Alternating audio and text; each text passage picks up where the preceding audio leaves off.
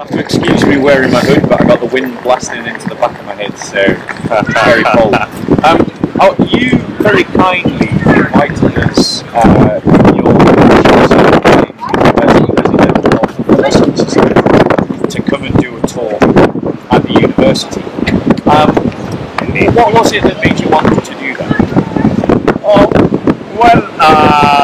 Talking from the background as to how we started doing that, I got to know much about it from my brother, and I was advised by my brother to go on to Soko Films and check out your videos, and I think when I went on, I saw some of your videos debating Muhammad Hijab, the Dawa team, and I really found what he was speaking about Christianity to be not just, pertaining to the faith itself, but something which really did move me in terms of theological understandings. And being a student of philosophy and theology earlier, it seems that I could attach with your ideas more closely, and I just thought, it's great to just have you and have you speak for us and our society for sure.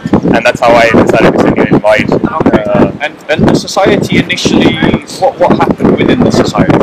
Were they initially willing? I mean, we'll get to the whole story, but tell us initially, what the society's response was. So the society, the first time when I actually presented saying that, hey guys, on the 14th of March, I'm expecting Bob to be coming in and speaking to us in the society.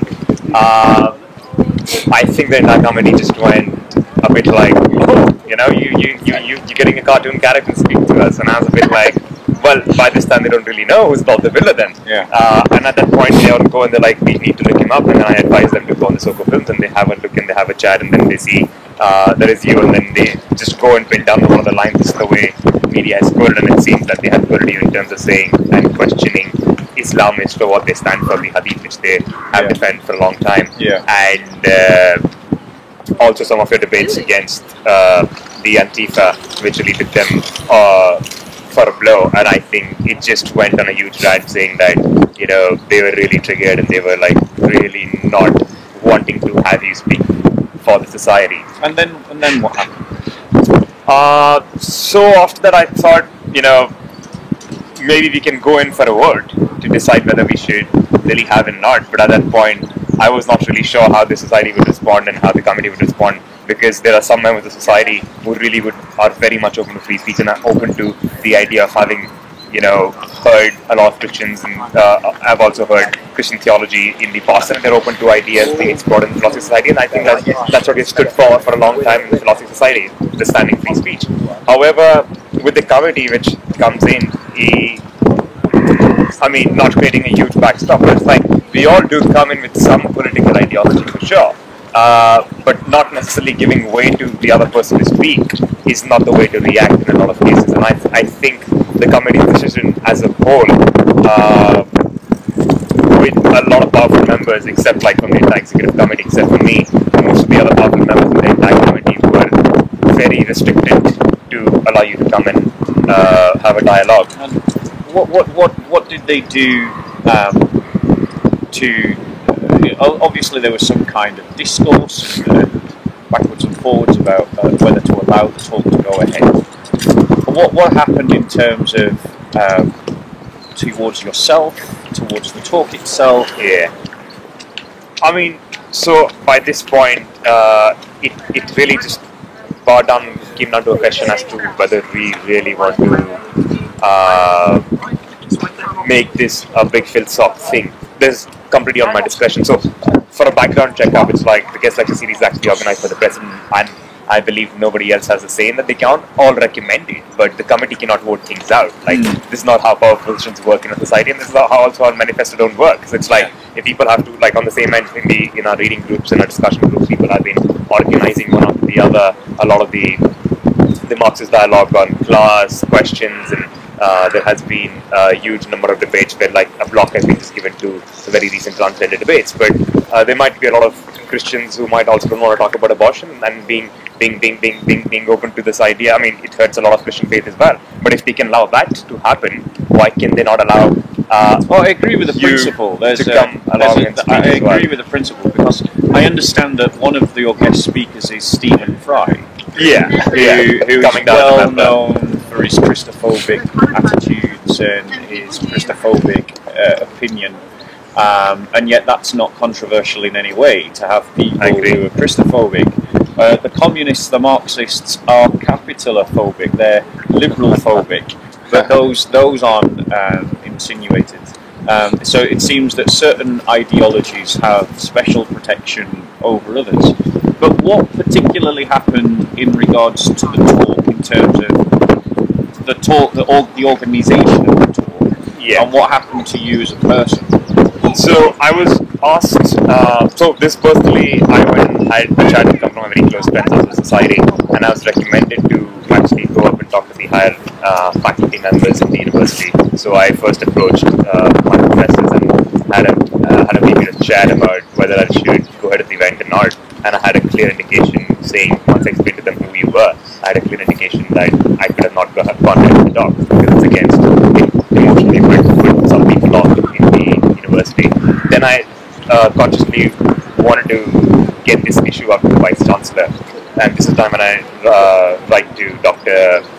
Peter Matthijssen, and his secretary responds to me, Mr. Gavin Douglas, and he gets back to me with the entire script saying, hey, let's meet up and chat about it. So we meet up, we talk about things, and the panel was set up in the meeting, and we go in, and I mean, I was very happy to know that they had accepted the idea, saying that we all stand for free speech, and they all go with the University of Chicago's free press statement, which means that everybody is more than welcome to come to the university, except for the fight at the time you incite violence. Because universities are meant to be about learning, education, and the development of critical thinking. And that can't be done if you're not exposed to the widest possibility of views, even views that you find challenging or upsetting. Yeah. But what did the societies do then in terms of? So, well, by that end, I think the society didn't know much about it, and I think before bringing this issue back to the society, I wanted to be sure that if we go on to do a vote, I wanted to make sure that we have in the majority to at least make sure that you are able to come in for a lecture. Yeah. However, on my calculations, this is not possible because all the powerful members were like, no, this cannot happen, and we cannot go in. Yeah. And there are huge committee chats that went on online on the Philosophy Society committee groups, and they were just like, Bob the Binder, this extreme guy, allow this guy to come in and speak. And so I mean, at that point, I was like, I'm pretty sure the society will not go ahead with that. Yeah. And at that point, I decided, you know what, it really does not matter. I think I should really go ahead with the event, and I should just be like, I mean, just lead up, and I think that's what my duty is, and I should lead up to stand for what the society has stood for, this kind of integrity for a long time. Yeah. And then I decided, like, let's make it a Philosophy Society event. I mean, there would be a backlash, but I'm open to it. It's okay. Because you're taking a more classical, liberal approach to the exposure and discussion of ideas. So what happened when you made that decision? So I write to Vice Chancellor saying, we'll still go with the event, and he organized the entire security, he organized the chairing, he organized the ticketing system, he basically worked completely out in support of me organizing this event. So I mean, the huge support that I have had from the higher faculty of the university have been really great. And they need to be lauded for that. They have to be lauded for that. I personally would have never thought that it would be support. So the issue is not with the university itself. It's not with it's with the student culture. Exactly. Today. That comes in with which also slowly encrypting into the higher faculties as well. So like, if I meet. But let's stick to the let's not get caught up in the discussion on wider points. What then happened? You'd arranged it with the higher faculties. They said they were going to support you and back you and help you to set it up. And so at that point, the society gets to know that it's going to be a Philsoc event, and there is a huge backlash saying that this cannot be a Philsoc event. And I start with like different societies saying that, hey, I'm hosting the Bob the Binder event. Just want to know as to how many people are going to show up and how everything's going to work in, because it's going to be a ticketed event. And at that point, I had not put up the location yet because I was very unsure whether I still wanted it to be a university event, because it depends on how the backlash comes across. I don't want to I mean, I'm fine with the potential. I don't want like a disruption coming into the lecture. lectures, so I have to be safe about that. And taking care of the audience that comes in. And it's at that point when I start getting a lot of these emails and these messages about, Ritzi Kinnard. So they were like, What did they say about you? So they called me a hate preacher. They called me somebody who organizes controversial lectures in order to grab the family for it. So they called me more like a populist fascist, and they called me racist. Just because you have a classical liberal attitude to ideas, debate, and discussion, the sort of soy boys of the Edinburgh University decided that you're a fascist and a hate preacher. Indeed, I mean, you summed it very well. Indeed, brilliant. So that's how it went, and then I was like, let's make it a private event. Did they not see the irony of calling an Indian a Nazi and a hate preacher? Did that never dawn on them? I wish they had so much of reason and logic to another So then you decided to make it a private event. Yeah, then I wanted to make it a private event, and you'd arranged another venue. I arranged another venue. And then what happened? So then I contact to a friend of mine. I contact Whitespace Canada, Mr. Lee, who's the owner of Canada, and I'm like, hey, I would like to go to my event here. And Mr. Lee was very happy to know that. Hold the mic up towards me. They're very happy to know that it's going to be up in from 6 to 8 o'clock, and the lecture is going to be all about Christianity and teachings, death of God, the Christian ontology and so on. He accepted it. He's like, great. Just the day when I decided and I started distributing the pamphlets with the name on it, and when the pamphlets were made and is out in distribution, they got to know the space and the location, and from that they contact the organizer in early morning and start. They wrote a huge email saying that firstly you're hosting somebody who's a hate preacher and Islamophobic, and secondly the organizer himself has not been. He's been unplatformed from a lot of other places, which is actually not true. So they actually lied about you. They lied about me. Like a barefaced, bold as brass lie. Complete. It's complete white lie like that. A massive lie. Like it's not diminutive. It's like they actually lied about you to manipulate people, as well as lying about me. Exactly. It's like for either of us. Yeah. And so go on. What happened next? Yeah. So I mean, the guy hosting the event received an email. So I mean, imagine like early morning getting a lot of those emails saying that you hosting a hate preacher and playing on the soft corners and hurting him, saying that we're the ones who host a lot of events at your place, and if you go to the event, we will make sure that most of our events would not take place in your premises, and also we will be hosting a huge counter protest to this model. So of course, if I was the organizer myself, I would be a bit shocked as well. So the league gives me a call in the morning saying that, hey, I mean, I've never met you before, and we only worked on call. So I wonder how we should go into this event, and then he almost cancelled it. And then he called a friend of mine whom I had got to know about Mr. Lee, and he confirmed that, I was a university student and I was the president of the society, so I was still, I had a position where I cannot be that shady.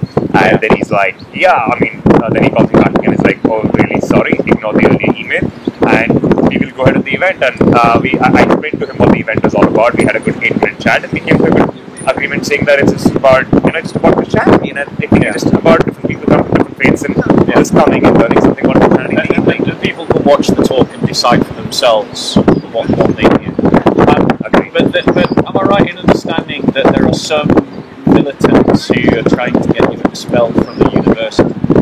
So there have been cases that have come in, and it has been raised even to the university about certain dispositions of impeachment. There were cases earlier, and there are also cases against. So they're trying to get you removed from the Philosophical Society? Yeah. Are they trying to get you removed from Philosophy Society? Philosophy Society. Oh, yeah. Are they trying to get you removed from the university? Yeah. So there was a backstop saying that these guys should be removed from the university because we do not create campuses where we can allow hate preachers to be part of the institution. So there was definitely part of the agenda, but Stephen Fry's called at the end. Yeah. Yeah. Stephen Fry's still coming next semester, but I think by that time I won't be the president, so it's up to the next president to have him or not, and I'm sure they all will have it. Yeah. I anyways. I think there is a huge irony that the same kind of people that talk about Islamophobia are completely okay with Christophobia. And that no one is ever accused of having a phobia if they criticise Hinduism. You're not accused of being a librophobia, a liberal phobia, a phobic. I'm not even sure how to conjugate that.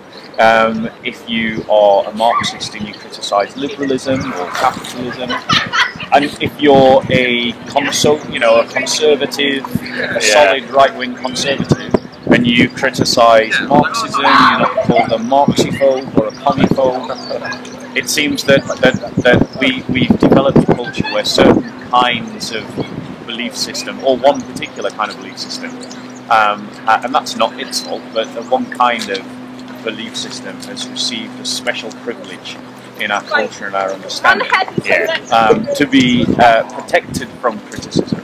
Whereas criticism of other ideologies is considered perfectly acceptable. And what are your thoughts on that? I definitely agree, and I mean I can go on a huge rant about the same issue because I think this entire backlash comes in with sometimes also just seeing me as just a brown guy who cannot talk about certain ideas and certain political ideologies because I am of a certain race, and that's something which is not true to the intellectual pursuit. And I mean, as again I said in the early talk, as like the idea is, as philosophers we have been known to take the en bloc for the pursuit of truth, which we stand in our disposition. And I think as philosophers we've forgotten that, and I think it's high time we start learning back again. I think the Western thought has always been very much open to free speech, and we have never cut down free speech, and I think this is what Western education stands for, this is what Western institution stands for, and I think it's high time we start reviving back that again. Absolutely. We don't want a situation of safe spaces at universities. I think that is harmful to education. I agree. And just to wrap up, I think in the short time that I've known you, you're clearly a man who's a classical liberal in your pursuit of knowledge. You're interested in knowledge for its own sake, just like a philosopher should be. And I think the people that are accusing you and making up wild accusations and wild stories about you should be utterly ashamed of themselves. And it's a pleasure to have done business with you, and thanks a lot. You look after yourself. It's been a pleasure to have you. Take care. Thank you. God bless. Okay. Bye.